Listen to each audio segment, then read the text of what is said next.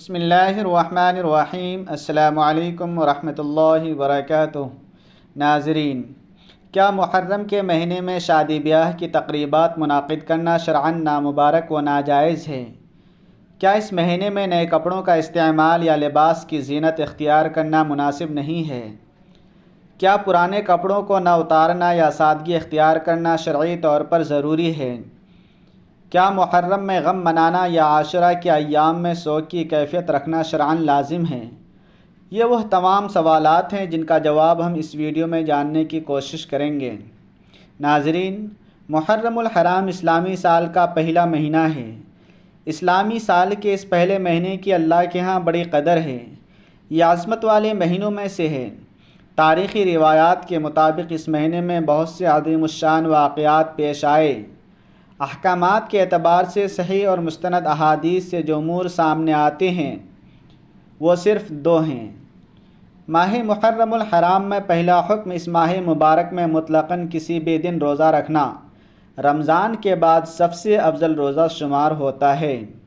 نیز 9 اور 10 محرم یا 10 اور 11 محرم کا روزہ رکھنا اور بھی زیادہ فضیلت کی چیز ہے۔ چنانچہ صحیح مسلم کی حدیث میں وارد ہے، رمضان کے روزوں کے بعد سب سے افضل اللہ کا مہینہ محرم کے روزے ہیں، اور فرض نماز کے بعد سب سے افضل رات کی نماز تہجد ہے۔ حضرت ابن عباس رضی اللہ عنہ فرماتے ہیں، جب حضرت رسول اللہ صلی اللہ علیہ وسلم نے عاشورہ کے دن خود روزہ رکھا اور حضرات صحابہ رضوان اللہ علیہم اجمعین کو روزہ رکھنے کا حکم فرمایا تو اس پر حضرات صحابہ کرام نے عرض کیا، اے اللہ کے رسول، اس دن کی تو یہود و نصارہ بھی تعظیم کرتے ہیں، غالباً یہ عرض کرنا مقصود ہوگا کہ روزہ رکھ کر تو ہم نے بھی اس دن کی تعظیم کی، گویا ایک عمل میں ہم ان کی مشابہت اختیار کرنے لگے۔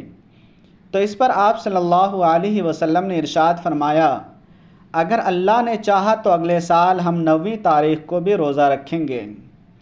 اس طرح سے مشابہت کا شبہ باقی نہیں رہے گا۔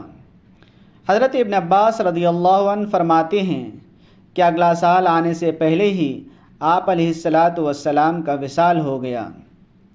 اسی وجہ سے فقہاء کرام فرماتے ہیں، صرف عاشورہ کا روزہ نہ رکھا جائے بلکہ اس کے ساتھ 9 یا 11 محرم کا روزہ بھی ملا لیا جائے تاکہ یہود کے ساتھ مشابہت سے بچ سکیں۔ اس نبوی تعلیم سے یہ بات سمجھ لینا چندہ مشکل نہیں کہ کسی کار خیر میں بھی یہود سے مشابہت یا موافقت کو حضرت رسول اللہ صلی اللہ علیہ وسلم نے پسند نہیں فرمایا، چہ جائے کہ دوسرے عادات یا معاملات میں ان سے مشابہت کو قبول کر لیا جائے۔ صحیح مسلم کی ایک اور روایت سے معلوم ہوتا ہے کہ قریش بھی زمانہ جاہلیت میں عاشورہ کا روزہ رکھتے تھے۔ حضرت عائشہ صدیقہ رضی اللہ عنہا فرماتی ہیں کہ زمانہ جاہلیت میں قریش روزہ رکھتے تھے اور جناب رسول اللہ صلی اللہ علیہ وسلم بھی روزہ رکھتے تھے۔ جب آپ صلی اللہ علیہ وسلم نے مدینہ منورہ کی طرف ہجرت فرمائی تو وہاں بھی عاشورہ کا روزہ رکھا اور حضرات صحابہ کرام کو بھی روزہ رکھنے کا حکم فرمایا۔ پھر جب ماہ رمضان میں روزہ رکھنے کی فرضیت کا حکم آیا تو آپ صلی اللہ علیہ وسلم نے لوگوں کو اختیار دیتے ہوئے ارشاد فرمایا، جو چاہے عاشورہ کا روزہ رکھے، جو چاہے نہ رکھے۔ اس حدیث مبارکہ سے معلوم ہوا کہ ہجرت سے قبل بھی حضور صلی اللہ علیہ وسلم کی اپنی عادت شریفہ روزہ رکھنے کی تھی، اور ہجرت کے بعد دوسروں کو بھی تاکید فرمائی۔ ماہ محرم الحرام میں دوسرا حکم عاشورہ کے دن اپنے اہل و عیال پر کھانے پینے یا کسی بھی اعتبار سے وسعت کرنا، اس کی خاص فضیلت وارد ہے۔ چنانچہ حضرت ابن مسعود، حضرت ابو سعید خدری، حضرت ابو ہریرہ اور حضرت جابر رضی اللہ تعالی عنہم سے منقول ہے کہ جناب رسول اللہ صلی اللہ علیہ وسلم نے ارشاد فرمایا، جو شخص عاشورہ کے دن اپنے گھر والوں پر خرچ کرنے میں وسعت و فراخی کرے گا، اللہ تعالیٰ سارا سال اس پر رزق میں وسعت فرمائے گا۔ ایک اور چیز جس کا رواج عام طور پر بہت زیادہ ہو چکا ہے کہ یہ مہینہ غم کا مہینہ ہے۔ اس مہینے میں خوشی نہیں منانی چاہیے۔ کیوں؟ اس لیے کہ اس مہینے میں نواسۂ رسول حضرت حسین اور ان کے خاندان کے چھوٹوں اور بڑوں کو ظالمانہ طور پر نہایت بے دردی سے شہید کر دیا گیا۔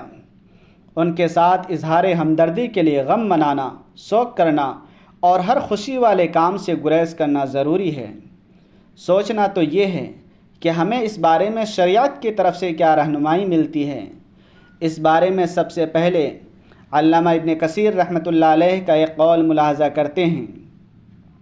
ہر مسلمان کے لیے مناسب یہ ہے کہ اس کو حضرت حسین کی شہادت کا واقعہ غمگین کر دے، اس لیے کہ وہ مسلمانوں کے سردار اور اہل علم صحابہ میں سے تھے۔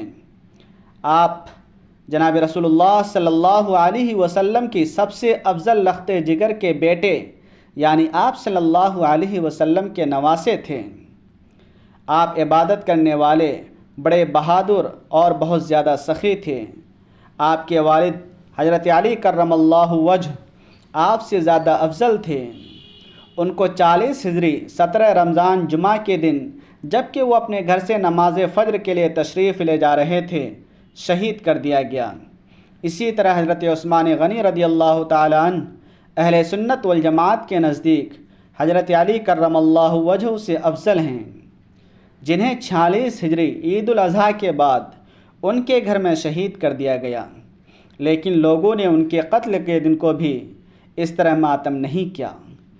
اسی طرح حضرت عمر بن خطاب رضی اللہ تعالی عنہ ان دونوں حضرات حضرت عثمان اور حضرت علی سے افضل ہیں، جن کو مسجد کے محراب میں نماز کی حالت میں جب کہ وہ قرأت کر رہے تھے شہید کر دیا گیا، لیکن ان کے قتل کے دن بھی اس طرح ماتم نہیں کیا جاتا۔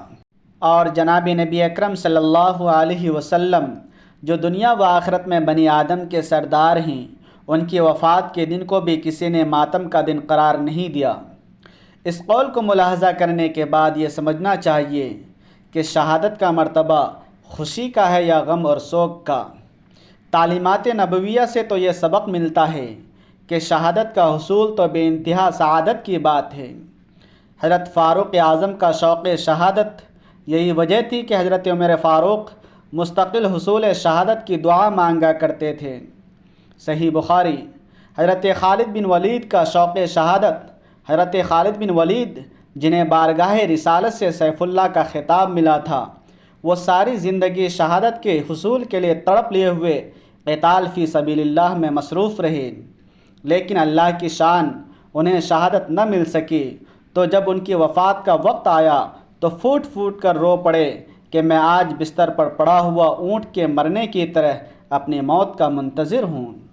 شہادت تو ایسی عظیم سعادت اور دولت ہے جس کی تمنا خود جناب رسول کریم صلی اللہ علیہ وسلم نے اپنے لیے کی اور امت کو اس کی ترغیب دی۔